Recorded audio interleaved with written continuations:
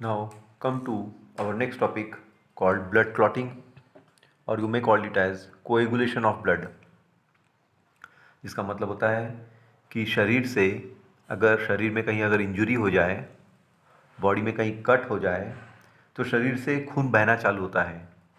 खून जो बहता है शरीर से वो लिक्विड फॉर्म में बहता है, लेकिन कुछ ही देर में, कुछ ही समय में वो जो लिक्विड फॉर्म का ब्लड है वो धीरे धीरे क्या हो जाता है, सॉलिडिफाई हो जाता है। वो टर्म को बोला जाता है ब्लड क्लॉटिंग या कोएगुलेशन। उस समय उस टर्म को क्या बोला जाता है, ब्लड क्लॉटिंग या कोएगुलेशन। मीन्स ब्लड क्लॉटिंग और coagulation is a important phenomena. ये एक इम्पॉर्टेंट फिनोमिना है जिसमें हमेशा liquid blood, in which a liquid blood get convert into a solid form, जिसमें लिक्विड ब्लड जो है एक सॉलिड फॉर्म में क्या हो जाएगा, कन्वर्ट हो जाएगा। तो ये पूरी प्रोसेस अपने को यहाँ पर स्टडी करनी है, which you call it as blood clotting और कोएगुलेशन। जनरली ये प्रोसेस जो हो रही है, जिसमें कहीं पर भी जब इंजरी हो जाती है, बॉडी में कहीं कट हो जाता है, eight the time the blood flows, उस समय शरीर से ब्लड जो है फ्लो होना चालू हो जाता है। अगर ये ब्लड बॉडी से फ्लो हो गया तो पूरा का पूरा ब्लड का क्या हो जाएगा, बॉडी में लॉस हो जाएगा। At the time there may be chances of death. और ऐसे डेली रूटीन लाइफ में कई बार शरीर का skin cell, muscle cells cut हो जाता है, लेकिन मनुष्य की मौत नहीं होती, क्योंकि अपने बॉडी में एक फिनोमिना हो रही है जिसका नाम है ब्लड क्लॉटिंग, जो शरीर को खून की जो कमी आ रही है, शरीर से ब्लड का जो फ्लो हो रहा है उसको रोकने का काम करेगा। ठीक है, उसको शरीर से रोकने का काम करेगा। तो ये जो फिनोमिना है ये दो फॉर्म में होती है।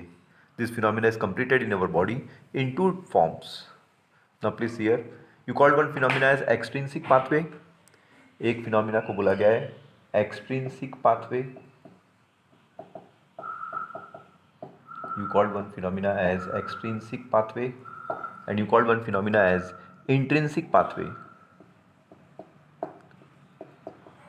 दो फिनोमिना जो है बॉडी में हो रही है, you called one phenomena as extrinsic pathway and one phenomena as intrinsic pathway. Now first of all we will study regarding extrinsic pathway.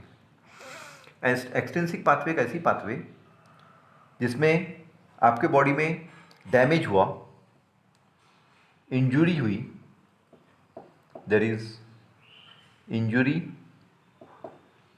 In our tissues, body के टिश्यूज़ में इंजुरी हुई, और बॉडी के tissues में जब injury होती है, at that time that tissues releases some chemical. उस समय बॉडी से कुछ टिश्यूज़ जो है क्या करेंगे, कुछ केमिकल रिलीज़ करेंगे, और जो केमिकल रिलीज़ हो रहा है during injury in our body tissues is called as thromboplastin.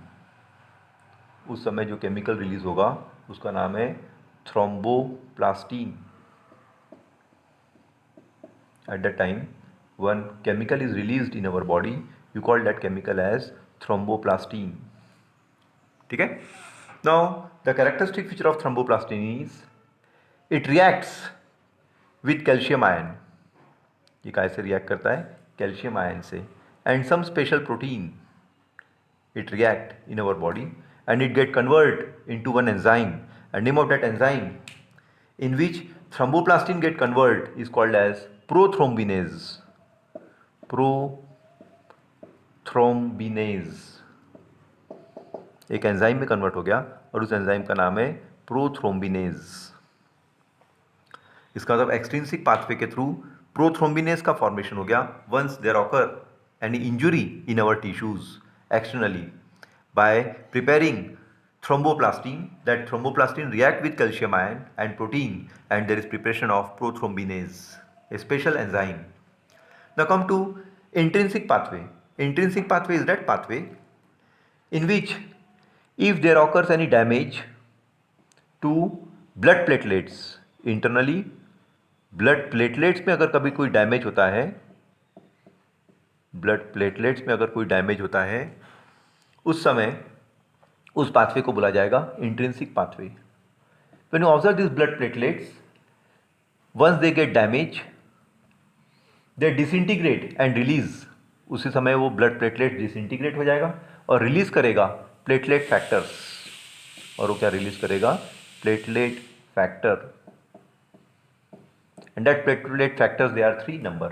Platelet factors कितने रिलीज करता है? 3 प्लेटलेट फैक्टर्स रिलीज करता है। That platelet factors again react with calcium ion and special protein. वो फिर से किससे रिएक्ट करेगा? कैल्शियम आयन से रिएक्ट करेगा और कुछ स्पेशल प्रोटीन से रिएक्ट करेगा। Again there is formation of prothrombinase. उस समय फिर से किसका फॉर्मेशन हो जाएगा? प्रोथ्रोम्बिनेज का फॉर्मेशन हो जाएगा।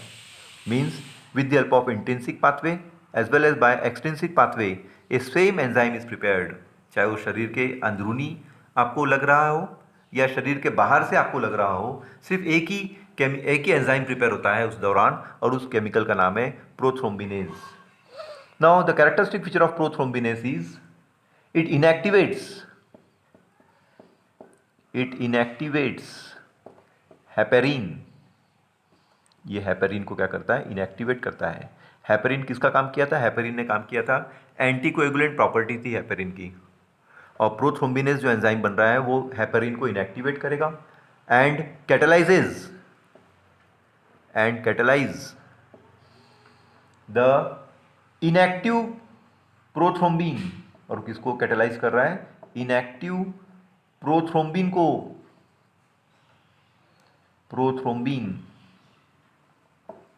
It inactivates a protein called prothrombin which is made in presence of vitamin K and liver। जो कहाँ प्रिपेयर हुआ है? विटामिन के की मदद से प्रिपेयर हुआ था और ठीक है लीवर में ये प्रिपेयर हुआ है। Now this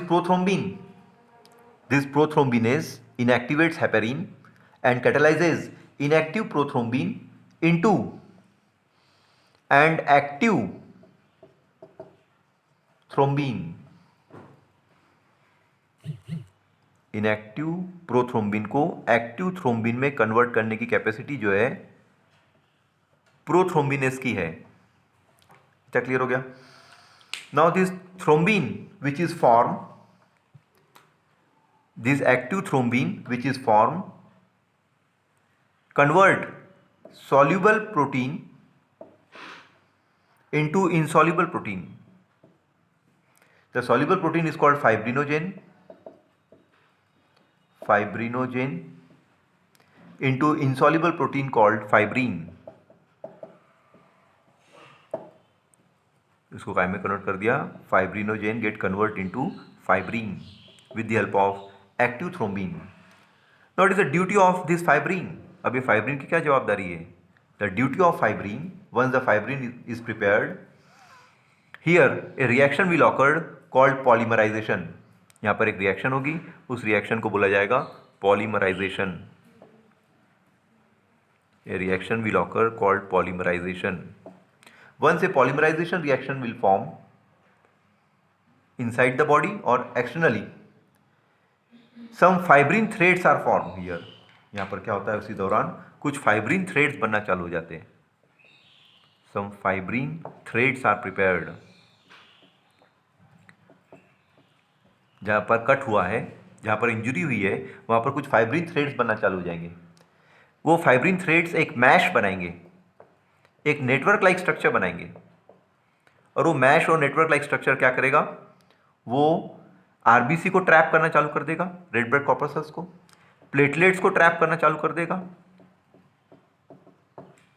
प्लाज्मा को ट्रैप करना चालू कर देगा, जिससे आरबीसी, प्लेटलेट्स, प्लाज्मा जो बॉडी से थ्रो हो रहा था वो अब थ्रो होना बंद हो जाएगा और वो सॉलिडिफाई होना चालू हो जाएगा। और सॉलिडिफाई होने के लिए this complete fibrin now get convert into thrombus. और वो काय में कन्वर्ट हो गया? थ्रोम्बस में कन्वर्ट हो गया। And this thrombus formation is called as clot. और थ्रोम्बस फॉर्मेशन को ही क्या बोला जाता है? क्लॉट। क्लॉट मीन्स ब्लड जो लिक्विड फॉर्म में था वो सेमी सॉलिड फॉर्म में कन्वर्ट हो गया। ब्लड काय में कन्वर्ट हो गया? सेमी सॉलिड फॉर्म में कन्वर्ट हो गया। That semi solid structure is again a connective tissue which rapidly stops bleeding. जो अब रैपिडली क्या करेगा? ब्लीडिंग को स्टॉप कर देगा। Which rapidly stops the bleeding, bleeding को स्टॉप कर दिया। And provide the cell necessary for wound healing.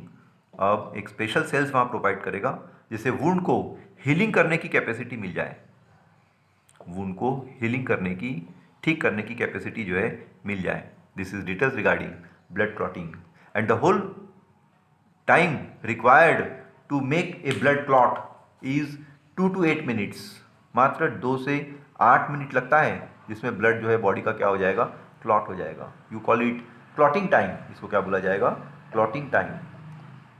Clotting time is that time in which the blood which oozes out from our body during injury becomes solidify। तो एक बार खून बहना चालू हुआ तो हार्डली 2 से 8 मिनट में वो खून बहना क्या हो जाएगा, स्टॉप हो जाएगा। You call that time as clotting time and this whole mechanism occur in a systematic manner. Total number of clotting factors required in human being they are 13, but out of 13 clotting factor, total clotting factors की requirement लगती है body को, 13 clotting factors की requirement लगती है। Out of 13 only 12 will work.